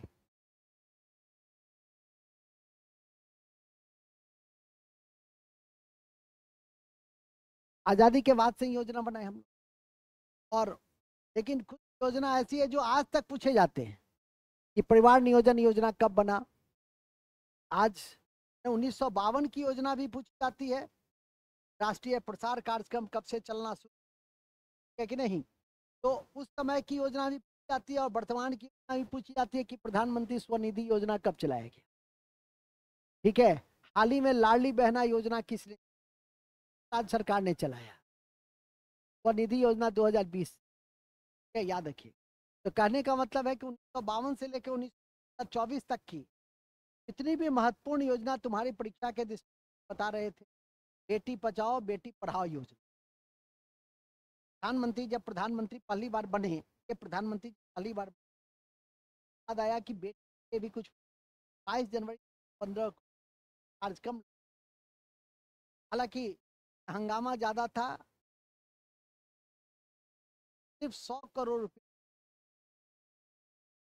होती तो 4,000 करोड़।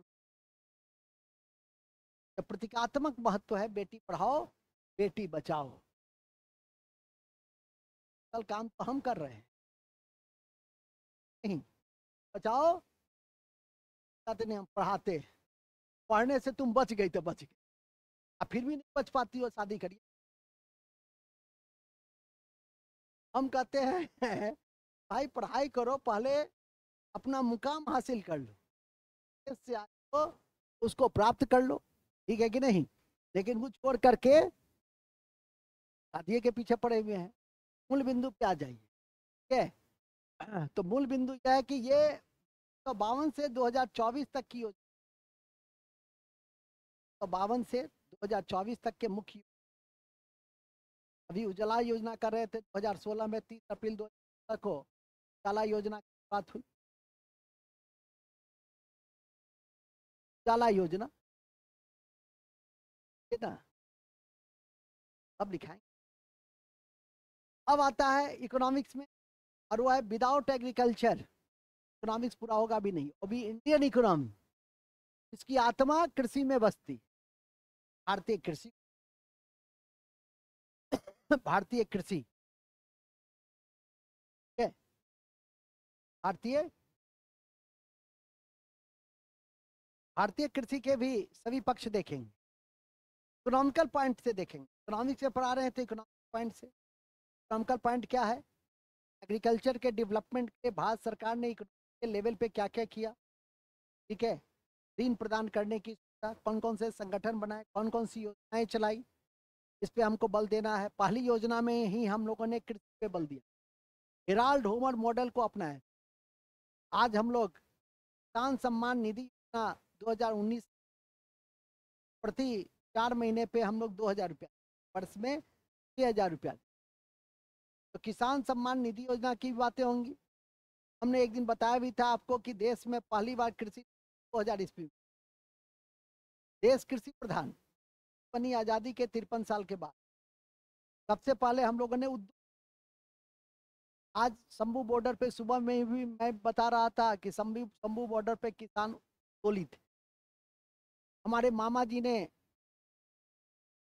देश के मामा जी ने हैं शिवराज सिंह चौहान, जो पूर्व में मध्य प्रदेश के मुख्यमंत्री जी थे, उन्होंने कहा कि हम स्वामीनाथन समिति के रिपोर्ट को लागू कर चुके। MSP plus 50%, minimum support price plus 50% हम लागत का देंगे, और आपको किसी प्रकार की जो फसल की क्षति है वो सब जितना मैक्सिमम हो सकता है वो आउटपुट आपको मिलेगा। स्वामीनाथन समिति है कि नहीं, क्या जाइए, ये सारा चीज हम कहाँ पढ़ेंगे? अभी देर पहले राष्ट्रीय खाद्य सुरक्षा विधेयक की बातें की। 68% परिवार, जाग जाओ, सोने जाग जाओ।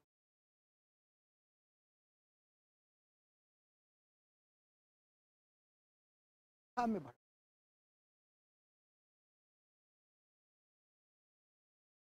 चलाओ, बस ऐसे तुरंत लिखा देंगे, लेकिन टॉपिक में थोड़ा सा जिस्ट को पढ़ोगे, समझ के रखोगे तो मजा आएगा। समझा करो, ये रणनीति की कक्षा नहीं है, ये संपूर्ण अर्थव्यवस्था का कोर है। नहीं तो वो भी वित्त हमको आता है। समझ गए? ध्यान से सुनो।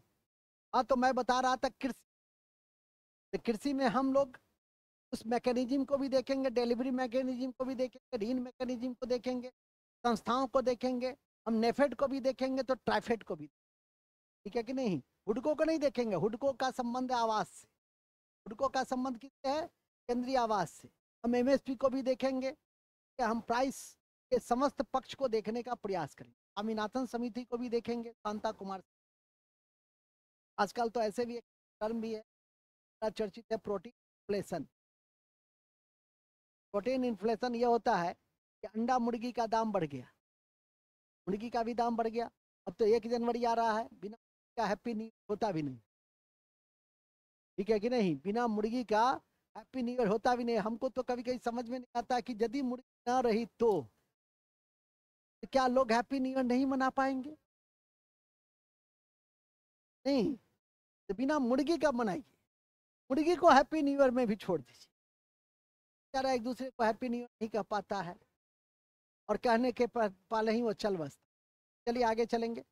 फिर आपकी जानकारी में मैं ये भी दे दूं, खाद्य सुरक्षा के लिए हम लोगों ने देश की आज़ादी के बाद हम लोगों ने सार्वजनिक वितरण प्रणाली, इसकी इतिहास में सबसे पहले अलाउद्दीन,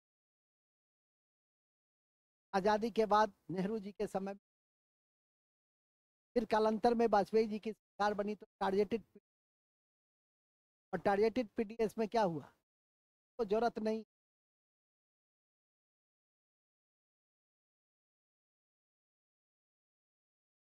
लड़का लड़का को देख रहा है, समय कितना खराब हो गया है वो देखो। मैं बार बार कहता हूं कि थोड़ा सा रहना चाहिए। हाँ, तो मैं बता रहा था बड़ी अच्छी बात। हम लोग पीडीएस की बात कर रहे थे, टारगेटेड पीडीएस की, 1997 की बात। मैं बात कर रहा था मेगा फूड पार्क का, जमाना है मेगा फूड पार्क का। फूड प्रोसेसिंग, आलू का चिप्स, आलू तक नहीं हम लोग, टमाटर तक नहीं है, टमाटर के सॉस तक, मखाना तक नहीं है, मखाना का वैल्यू एडेड मखाना का खीर। ठीक है कि नहीं? अभी एग्रो बिहार मेला था, मैं गया था, तो हमें दिया गया मखाना का खीर। ठीक है कि नहीं? पैकेट में करके गिफ्ट दिया। ठीक है कि नहीं? हाँ, आसान हो गया। बस वो भी कहा कि सर दूध भी नहीं मिला है किसी। हाँ, गर्म पानी में डाल दे, बन जाए। यही ना मेगा फूड पार्क, यही ना फूड प्रोसेसिंग। फूड प्रोसेसिंग क्या है? यही ना। ठीक है, यही है मखाना का वैल्यू एडिशन का अंतर्राष्ट्रीय सम्मेलन कल कल बंगलोर में संपन्न हो रहा। मूल बिंदु पे कहते हो कि सर यहाँ तो 4 बजे तक हम यहीं पढ़ेंगे, कब आज देखेंगे, कैसे देखें? नहीं, बस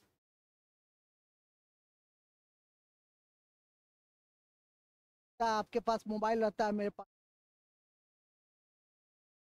4 बजे का नहीं देखता है, देखते हैं। हाँ, अच्छा चलो, मैच देखता है। हाँ, तो मैं बता रहा था आपको, कल भी बता रहा था, एक फसल ऐसा है जिसका हम लोग FRP देते हैं, गन्ना हम लोग मिनिमम सपोर्ट नहीं देते।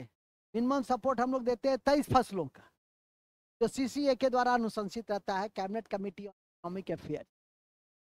चर्चा हम लोग कहाँ करेंगे? कृषि की योजनाएं हैं, भूमि सुधार, कुमरप्पा समिति, इन सब की चर्चा का intensive agriculture area programme, intensive agriculture integrated agriculture development programme, हरित क्रांति, श्वेत क्रांति, या यूं कहिए नीली क्रांति, धनुषी क्रांति की चर्चा हम कहाँ करें? खत्म। नेक्स्ट देखो, उद्योग उद्योग और औद्योगिक नीति खत्म कर।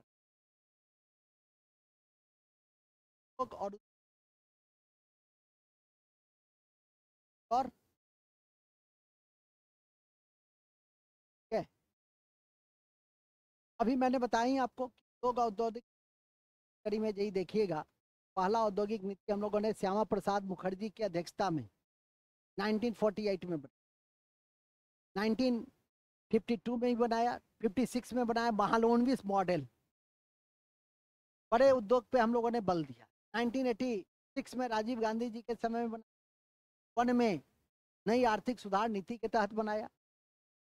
औद्योगिक नीति परिचर्चा, नई जो हमारी विनिर्माण नीति 2011 की है, मैन्युफैक्चरिंग पॉलिसी, हम चर्चा करना चाहेंगे यहाँ पर माइक्रो इंडस्ट्री, लघु मध्यम उद्योग की चर्चा करें, क्योंकि उसका दायरा हमेशा क्या होता, बदलता जाता है।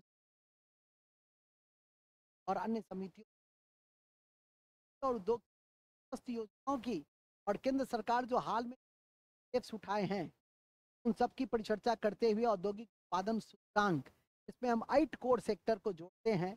उस 8 कोर सेक्टर का जो इंडेक्स निकलता है, आपकी जानकारी में सबसे अधिक बल दिया जाता है ऊर्जा के उत्पादन, क्या मतलब बिजली उत्पादन पे। लेकिन आज हम सिर्फ ऊर्जा की सुरक्षा पे बल नहीं देते हैं, ऊर्जा की बचत पे बल नहीं देते हैं, बल्कि ऊर्जा की गुणवत्ता पे भी बल दे रहे हैं।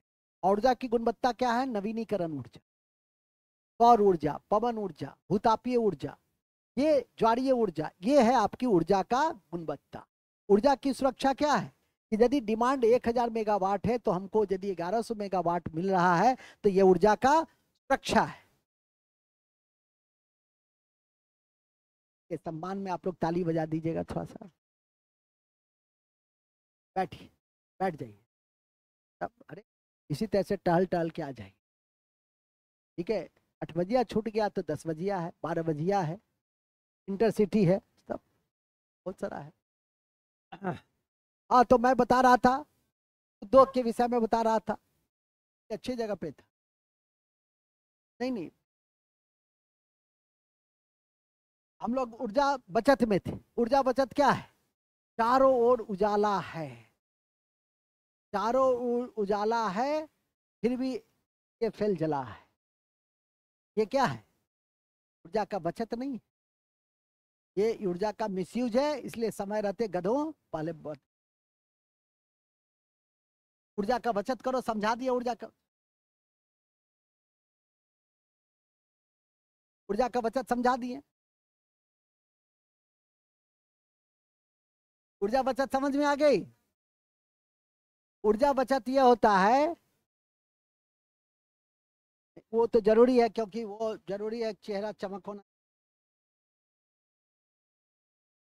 ऊर्जा बचत वो है कि तुम वहां पे सूर्य प्रकाश के नीचे यदि लैंप जला के बैठे हो, तो ऊर्जा को उपभोग कर रहे हो, वहां पे ऊर्जा का आता है। समझ गए?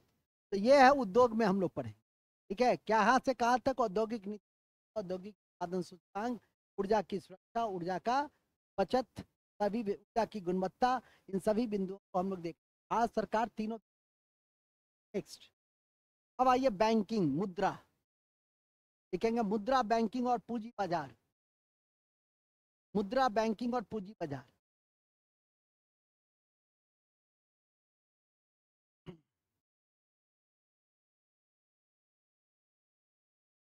एक व्यक्ति ने दूसरे व्यक्ति से पूछा कि मुद्रा क्या है?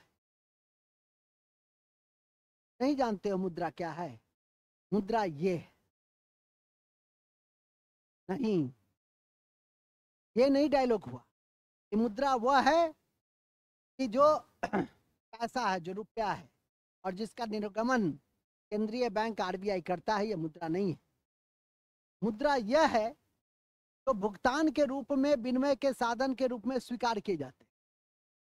कहाँ है यूपीआई? मुद्रा है। मुद्रा वह है, तुम्हारे पास क्या है, मेरे एक है। मेरे पास डिमांड ड्राफ्ट है। आशा है, समझ गए ना? समझ गए कि मुद्रा सिर्फ रुपया और पैसा नहीं है, का निर्गमन आरबीआई करती है। मुद्रा वह रूप है जो भुगतान के रूप में सामान्यतः स्वीकार किए जाते हैं। कार्ड है, डेबिट कार्ड है, आई है, भुगतान है, बहुत सारा भुगतान बैंक है जो भुगतान करता है, आदि आदि आदि। आशा है इसी क्रम में पहले होता था नहीं, फिर आया चलो दूध और 3 ले जाओ, ये सब विनिमय खत्म हो गया। फिर आया वस्तु के खत्म, का ठीक है कि नहीं? आहत मुद्रा आया, मुख्यतः चांदी का बना हुआ, 5वीं सदी ईसा पूर्व में उत्तर प्रदेश और बिहार। फिर शासन बदला, शेरशाह का नाम सुना, रुपया, चांदी का चांदी का था वो, क्या की शुरुआत तो 1835 तक ब्रिटिश सरकार उसको स्वीकार किए। आप लोगों ने मोहम्मद बिन तुगलक का नाम सुना होगा, जिसने कांसे की मुद्रा का प्रचलन किया, लेकिन विफल हुआ हो गया। आज उसी प्रतीक मुद्रा का हम लोग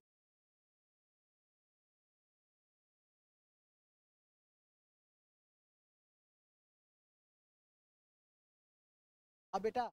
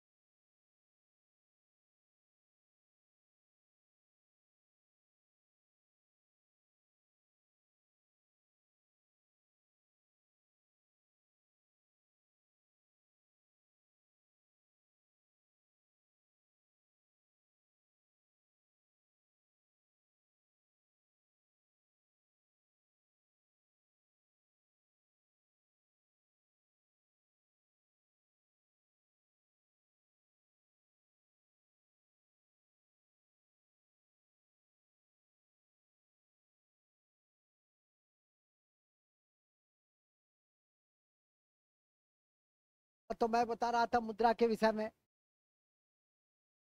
केंद्रीय बैंक आरबीआई के विषय में। आरबीआई के विषय में बता रहे थे, जिसके हल्ला नहीं अपना 1 जनवरी 1935 को, 1 अप्रैल 1935 को हुई, हिल्टन यंग समिति के अनुशंसा पे हुई थी। उसको याद रखिएगा, भविष्य काम देगा। आरबीआई का राष्ट्रीयकरण भी हुआ 1949 में। आरबीआई का राष्ट्रीयकरण हुआ। आरबीआई का सबसे महत्वपूर्ण काम है साख नियंत्रण करना, मुद्रा का निर्गमन करना।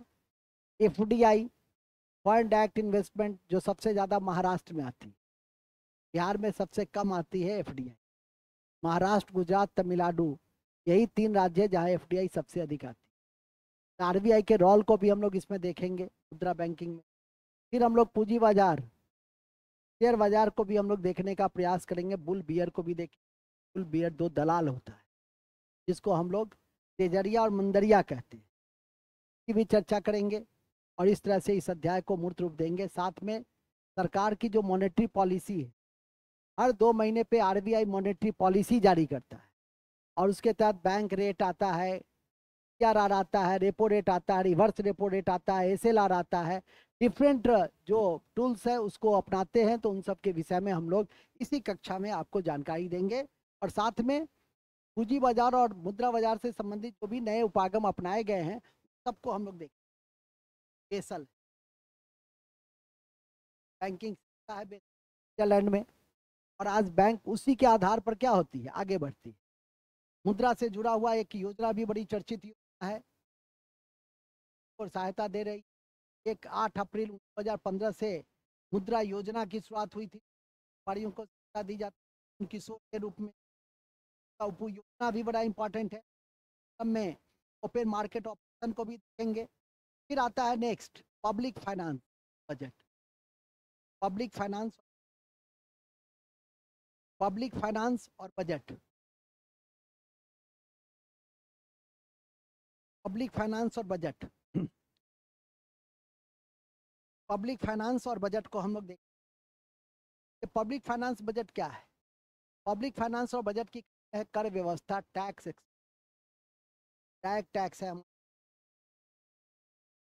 Tax reforms.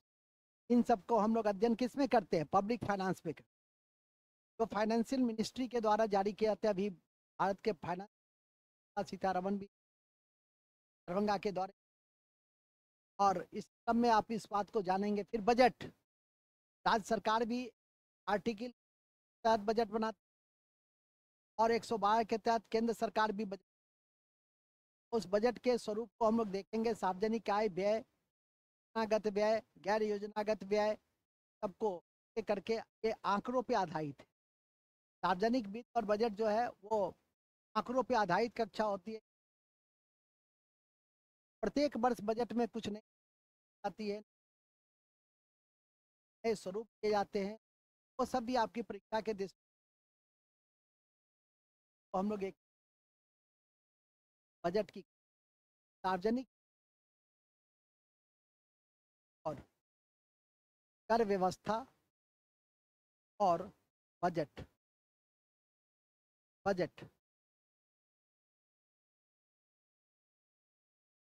तम पक्ष को,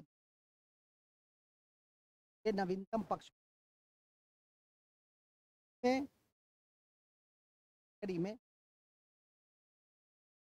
आयोग, कमीशन,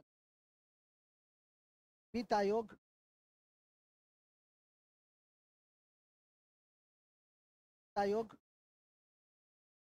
अहमा, अरविंद पनगृहिया,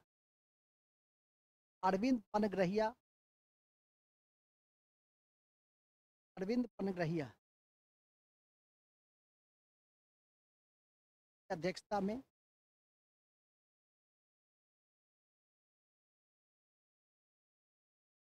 है। जानकारी में कि पनामा वित्त आयोग के अध्यक्ष थे, बिहार के ही थे, कोलामा के अरविंद पनगृहिया हुए। आपकी जानकारी में रहनी चाहिए आर्टिकल 280, किसी भी स्थिति में आपको भूलना नहीं है, वित्त आयोग से संबंधित।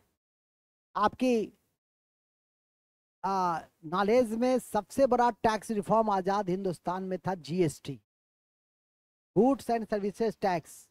और जिस संविधान संशोधन के द्वारा लाया गया था उसका नाम था 101 संविधान संशोधन। 1 जुलाई 2017 को कुछ अपवाद को छोड़ दो, जैसे पेट्रोल, अल्कोहल इत्यादि को छोड़ करके सभी क्षेत्रों में जीएसटी लागू है। ठीक है, जिसकी अधिकतम सीमा 28% तक है। समय पे सरकार समीक्षा करती रहती है। मूल स्वरूप में 42 बार अब तक संशोधन किए जा चुके। इन सब की व्याख्या हम लोग कहाँ करेंगे? इसी कक्षा में करेंगे। लास्ट कक्षा की कड़ी में अंतर्राष्ट्रीय व्यापार, अंतर्राष्ट्रीय व्यापार, अंतर्राष्ट्रीय व्यापार,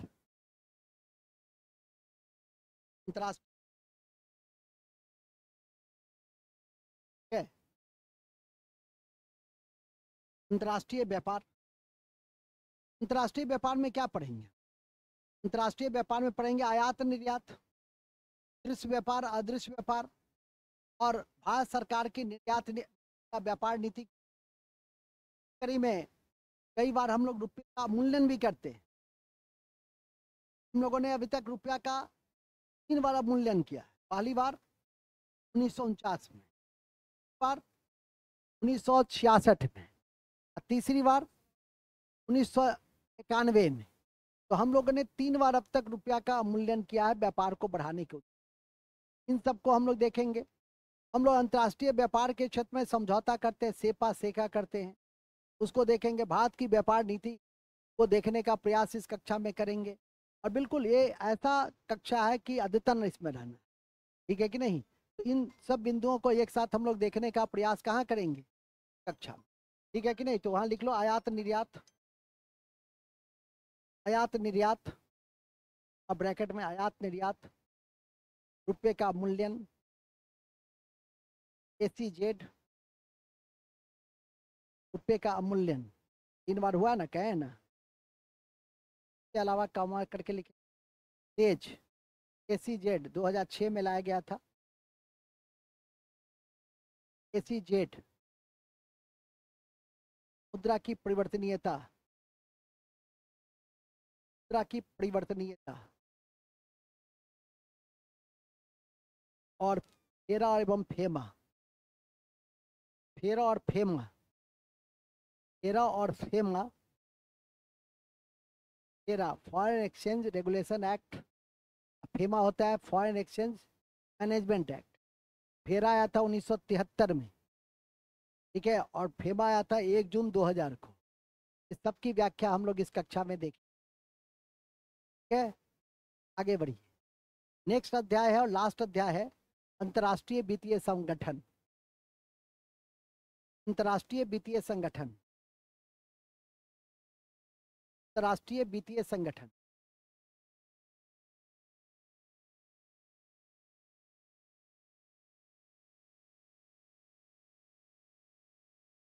अब बेटा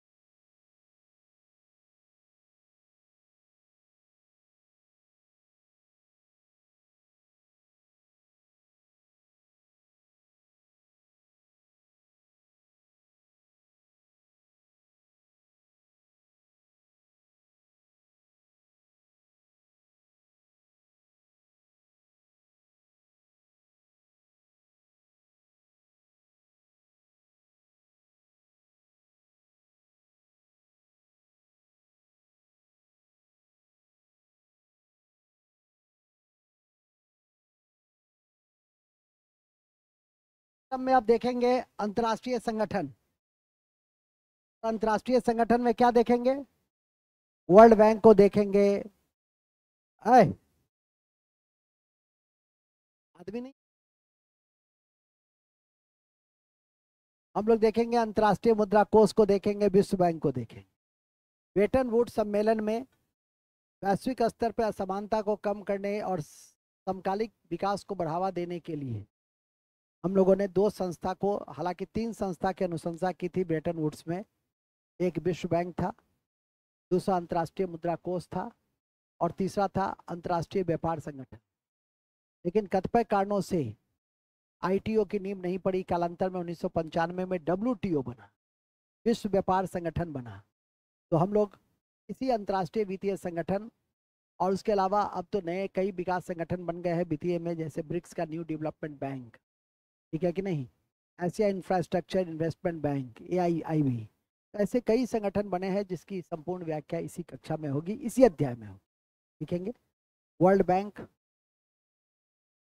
IMF, world bank, IMF,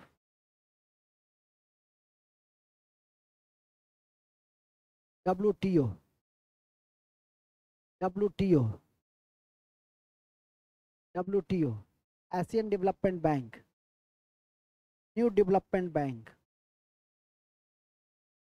Asian development bank, new development bank, OPEC, OPEC, OPEC, OPEC इत्यादि की चर्चा होगी। अंतर्राष्ट्रीय मुद्रा बैंक में एक बहुत इंपॉर्टेंट उसकी साख प्रणाली है जिसको हम लोग कहते हैं SDR, स्पेशल ड्राइंग राइट्स, और जो स्वर्ण मुद्रा के रूप में जानी जाती है, वो भी आपकी परीक्षा के दृष्टि से काफी महत्व है। क्या हुआ जी, world bank, IMF, WTO, Asian development bank, new development bank, OPEC इत्यादि इत्यादि इत्यादि। अब उसी कड़ी में हम विश्लेषण कर रहे हैं, यार के बता रहे हैं। कारोबार सुगमता सूचकांक विश्व बैंक जारी करती है। दोनों संगठन के द्वारा जो सूचकांक जारी किए जाते हैं उन सबको मॉनेटरी से जुड़ा हुआ जो सूचकांक सब है वो IMF जारी करता है, और कारोबार सुगमता सूचकांक काफ़ी इंपॉर्टेंट है जो वर्ल्ड बैंक के द्वारा जारी होती है। हम अंतर्राष्ट्रीय विकास परिषद की बातें करेंगे तो 1960 में विकासशील देशों के लिए बनाया गया, और जिसको हम लोगों ने उदार ऋण की खिड़की कहा। हम मीगा की भी बातें करेंगे, मल्टी डायमेंशनल जो हमारा गारंटी सेंटर है, जिसको हम लोग कहते हैं बहुनिवेशीय बहुपक्षीय निवेश गारंटी परिषद, उसकी भी परिचर्चा इसी कक्षा में होगी। हम आसियान की भी बातें करें। हम ओपेक, जिसको हम कार्टेल के रूप में देखते हैं, एक वो मार्केटिंग करता है, 13 सदस्य उसमें है। 1960 में उसकी स्थापना हुई थी, जिसका मुख्यालय वियना में, ऑस्ट्रिया की राजधानी वियना में है, जो डेनबू नदी के किनारे है। उसकी व्याख्या करें। इसके अलावा लास्ट में हम लोग मांग और आपूर्ति के सिद्धांत को पढ़ेंगे, लिखेंगे लास्ट, मांग और आपूर्ति के सिद्धांत। और रोज हम लोग विविधा तथ्य शब्दावली, विविधा शब्दावली,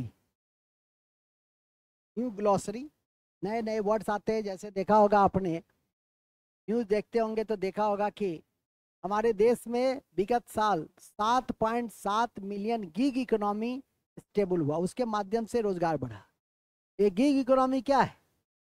अस्थायी रोजगार का क्षेत्र।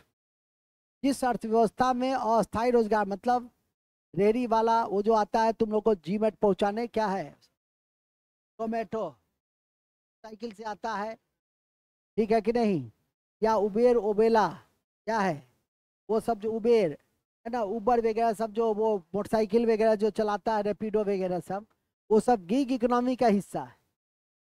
तो गिग इकोनॉमी अस्थायी रोजगार को अधिक सृजित करती है। ऐसे रोज नए शब्दावली आपकी परीक्षा के दृष्टि से बहुत इंपॉर्टेंट। ब्लू चिप कंपनी, ऐसी कंपनी जो अधिकतम लाभ देती है। जैसे अधिकतम लाभ देने में क्या है, रिलायंस की कंपनी है, अडानी साहब की कंपनी है, तो उसको हम लोग ब्लू चिप कंपनी कहते हैं, जिसका प्रबंधन भी अच्छा होता है और जो लाभ भी अधिक देता है, उसको हम लोग ब्लू चिप कंपनी कहते हैं। तो ऐसे जो नए रोज जो शब्दावली उभर कर सामने आते हैं उसकी हम व्याख्या करेंगे। अभी थोड़ी देर पहले भी मैंने आपसे कहा, हर काल में 10-20 ऐसे वर्ड्स होते हैं जो नए होते हैं, और वो 10-20 ऐसे वर्ड्स आपकी परीक्षा में पूछे जाने की संभावना होती है। पूछ सकता है कि निम्नलिखित में से गिग इकोनॉमी का हिस्सा क्या है? सरकारी कर्मचारी, सरकारी कर्मचारी नहीं है, संविदा आधारित कर्मचारी है कि नहीं, या जो डेली बेसिस पे काम कर रहा है वो सब किसका हिस्सा है? वो सब गिग इकोनॉमी का हिस्सा। तो आशा करता हूँ इकोनॉमिक्स की रणनीति कि पहला दिन मैं रणनीति ही लेता हूँ कि पढ़ना क्या क्या है आपको और किन किन बिंदुओं पे आपको फोकस रखना चाहिए, उन सब के विषय में आज मैंने आपको बताया। या यूं कहिए कि पूरी इकोनॉमी का घंटा 1.5 घंटा में संक्षिप्त आपको परिचय कराया है, और इसकी वीडियो समय अंतराल आपको चली जाएगी, इसको देख लीजिएगा 1-2 बार। और फिर जब कक्षा आप कीजिएगा, कई बार ऐसा भी होगा परीक्षा में कि जितनी छोटी बड़ी बातें हमने की है वो परीक्षा के लिए आपके लिए बहुत इंपॉर्टेंट लगता है। अभी भी मैं कार्टेल की बातें किया, ओपेक की बातें किया, 1960 की बातें किया, वियना की बातें की, हम गिग इकोनॉमी की बातें की है, नहीं हमने IMF SDR की बातें की, बहुत सारी ऐसी बातें की। यदि आप सारी बिंदुओं को सोच करके देखेंगे तो 100 से अधिक ऐसी बातें की जो अति महत्वपूर्ण तथ्यों में से। आशा करता हूँ इन कक्षा को समझने का प्रयास करिएगा। अपनी वादा के अनुसार आधा घंटा आपको टिफिन दे रहे हैं, ठीक है, क्योंकि सुबह से आप बच्चे हैं, और जो बच्चे हैं अब वो हल के आने कभार पढ़ने वाली बच्ची है, तो मैं तो उसके नहीं हूँ, ठीक है कि नहीं, मैं आपके लिए जीता हूँ, और आपको हम आधे घंटे अपने वादे के अनुसार अवकाश देंगे, और फिर हम लोग एनवायरनमेंट और करंट को एक एक करके बेहतर तरीके से देख करके आज समाप्ति करेंगे। तब तक